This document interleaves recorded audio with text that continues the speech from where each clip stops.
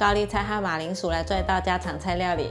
高丽菜除了可以大火快炒会很好吃，或是像马来西亚他们会拿来煮咖喱杂菜，那你还想到高丽菜可以做出什么料理呢？如果想不到的话，那这部影片你千万就不要错过，跟大家分享高丽菜的另一种新吃法，简单容易做又好吃营养。做菜前先来和大家分享，频道现在有了超级感谢的新功能，大家可以用第二支持巴拉玛，让巴拉玛可以做出更多不一样的新食谱新影片跟大家分享。嗨，大家好，我是 Kristen 巴拉玛。看影片之前，请大家一定要记得先按下订阅，订阅是免费的哦，还要开启小铃铛，这样才不会错过我的最新影片。那现在我们就来用高丽菜和马铃薯做这道家常菜料理吧。准备250克的高丽菜，切成小丁。台湾的有机农业以农药残留、零检出为规范，开始有许多专家质疑，这样就是真正有机的定义吗？很多人都觉得有机不可能零检出。致力于推动有机农业的台湾大学园艺系名誉教授曾正勇说，随着地球转动，不可能阻挡空气污染飘散各地，加上科技日益精进，检验极限值越来越小，要求零检出等于是拿放大镜检视所有产品。尽管农民再怎么努力，也可能因为环境污染背景值而前功尽弃。把高丽菜放入碗中，放入1茶匙盐，放入过滤水，把高丽菜泡在盐水里面，一方面清洗。准备1颗马铃薯，把马铃薯削皮，把马铃薯切片。农委会定义，有机农业是遵守自然资源循环永续利用原则，不允许使用合成化学物质。接着切成细丝，强调水土资源保育与生态平衡之管理系统，并达到生产自然安全农产品目标之农业。这样说来啊，有机是兼顾环保、生态永续及食品安全的管理方法。换一个方向，切成小丁。马铃薯这样子切成小丁状，会更加的有粘性，因为马铃薯本身身上就有很多的淀粉质。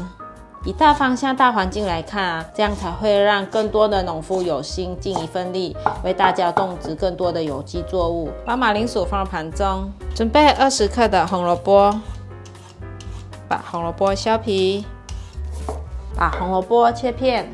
如果一味的追求农产品本身的洁净，这样产出的有机作物变少了，价格就会更高。这样子我就觉得有机就会变得让人难以亲近了。不知道大家对于有机有什么看法？可以留言跟我一起交流。把红萝卜放入盘中，再来准备一些香菜，放点香菜进来可以增香。根部切掉之后切碎。不知道大家喜不喜欢香菜？我很喜欢吃香菜，尤其是放在热汤上面，就是多一个层次感。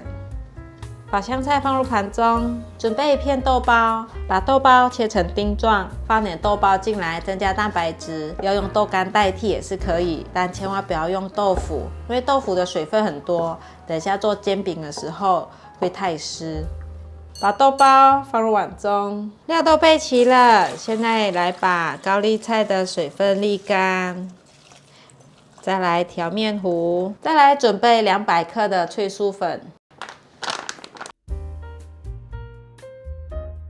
黑盐适量，让它有点淡的香气，花椒粉适量，盐1茶匙，白胡椒粉半茶匙，无糖豆浆，一面放一面搅拌。搅拌成一个浓稠的状态。我放了200克的豆浆，现在放入35克的过滤水，搅拌均匀了，像这样的稠度。放入高丽菜进来，给它拌一拌。再来放马铃薯、红萝卜、香菜、豆包，把所有食材拌匀。已经拌好了，现在来拿去煎。锅内放入适量的油，油稍微热就可以放进来，放进平底锅里面煎，全部倒进去。倒进去之后，把它抹平。让它厚度是一样平均的。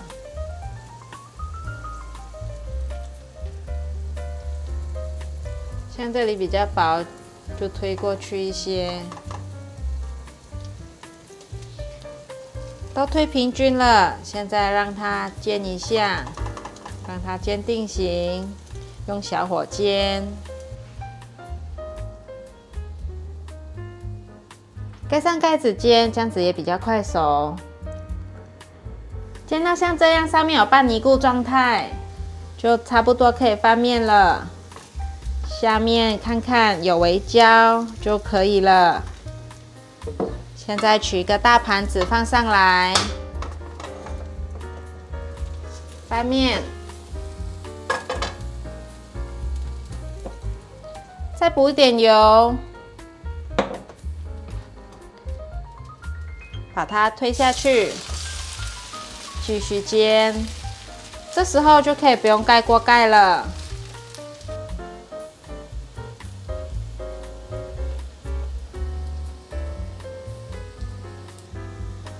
我一样也是用小火慢慢的煎，来看看下面有变成金黄色了，可以取出来了，关火。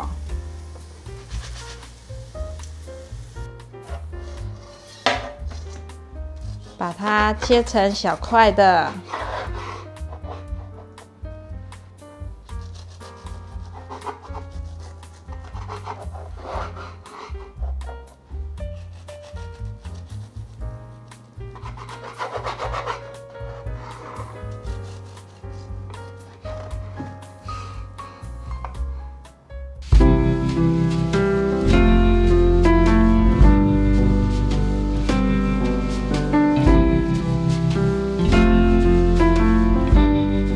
试吃哦，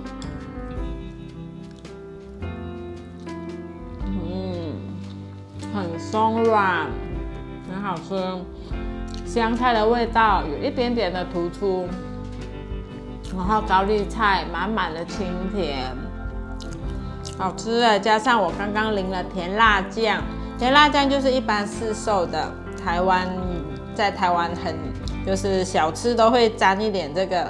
炸物啊也会沾一点，我来到台湾才发现，这个甜辣酱很不错，很好吃，很适合淋在这种料理上面。马来西亚的朋友呢，可能就可以淋一些素蚝油。这表皮煎得很酥脆，那里面是属于松软的，好像蛋糕的那种口感，再扎实一点点。好好吃。小朋友啊，可以当成早餐或是点心，都很适合。分享给你们，喜欢的话记得分享出去，给它收藏起来。很好吃的一个高丽菜厚煎饼。好啦，今天的影片就分享到这里。如果喜欢的话，记得分享出去，还有订阅我的日常副频道，还有主频道也订阅起来，追踪 Facebook 还有 IG。我们下道料理见，拜拜。吃这样子一个好饱哦，很有扎实感。